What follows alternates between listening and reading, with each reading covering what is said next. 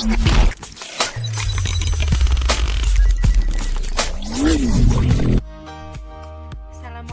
warahmatullahi wabarakatuh. Saya Faizatul Hasanah dengan akhiran NIM 076 Angkatan Formasi 2018. Di sini saya akan mencoba menerangkan tentang anatomi organ dari tumbuhan jagung. Jagung adalah salah satu tanaman yang banyak dibudidayakan di Indonesia, khususnya di wilayah pedesaan.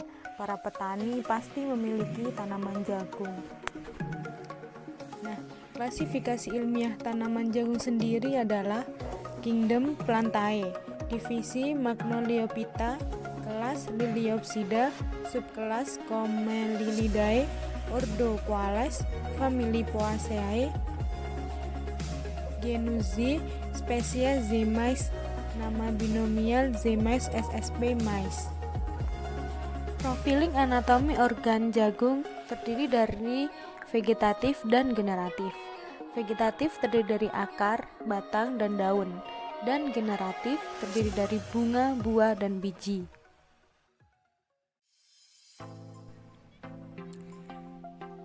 Pertama, saya akan sedikit menjelaskan tentang anatomi Z. mais atau jagung bagian akar.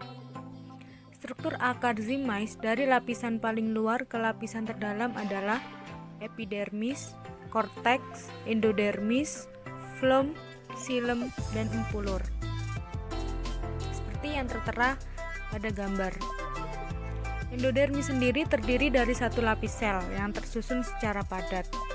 Pada jaringan epidermis dapat ditemukan derivat epidermis berupa rambut akar yang terutama terdapat pada zona diferensiasi.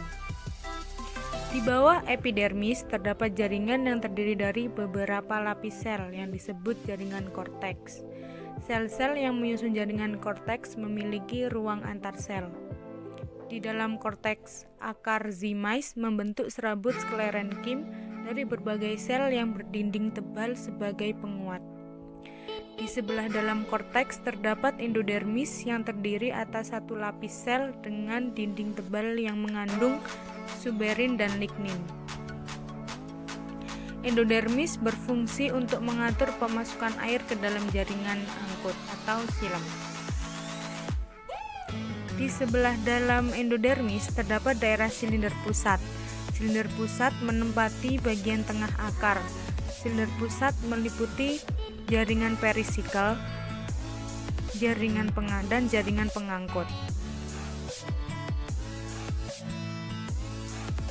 Kedua adalah bagian batang.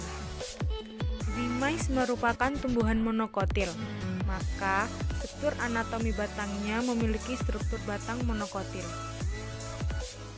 Epidermis adalah bagian terluar dari batang yang terdiri dari suatu lapis sel parenkim yang tersusun padat tanpa adanya celah antar sel.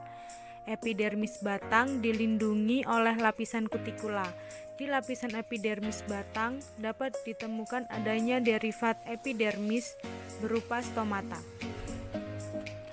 Korteks batang Z. mais berukuran cukup luas. Bagian dalam korteks utamanya terdiri dari parenkim dan beberapa lapis terdiri dari sklerenkim. Sel parenkim memiliki ukuran yang lebar dengan dinding sel tipis.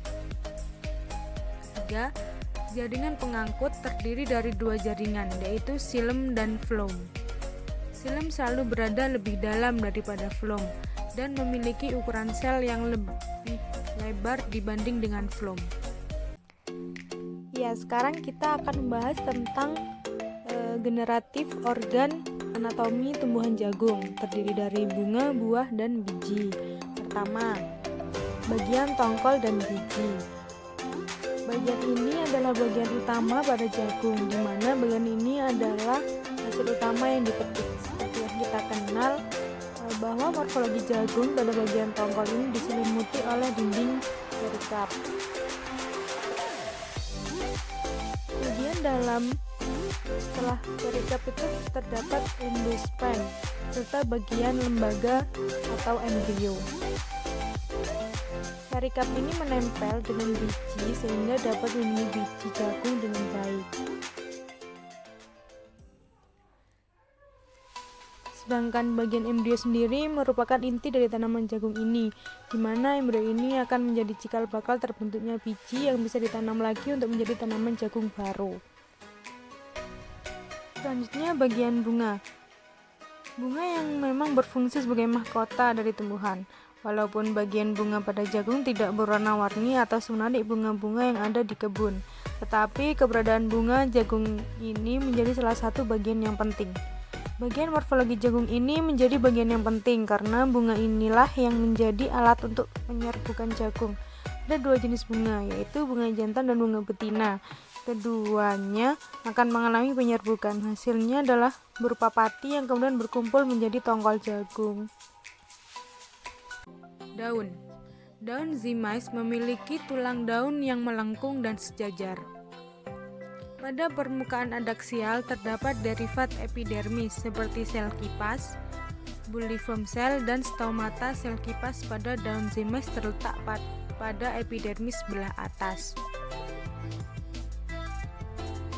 Stomata yang kedua, stomata yang ada pada daun zymais tersebar secara merata di kedua sisi epidermis atau disebut juga dengan amfistomata. Di bawah jaringan epidermis terdapat jaringan mesofil yang memenuhi bagian tengah daun. Nah, itu tadi sedikit video penjelasan tentang anatomi tumbuhan jagung. Sekian video dari saya, semoga bermanfaat. Wassalamualaikum warahmatullahi wabarakatuh.